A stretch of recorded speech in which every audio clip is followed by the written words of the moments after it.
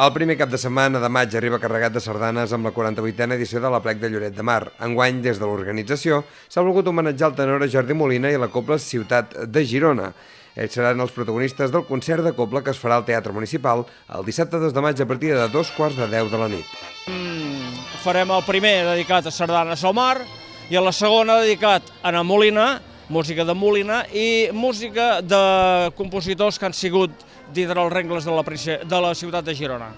Pel que fa al diumenge, a partir de 2:15 del matí, els paratges de Santa Cristina seran l'escenari de l'Aplec amb les cobles Ciutat de Girona, la principal de Llobregat i Flama de Farners.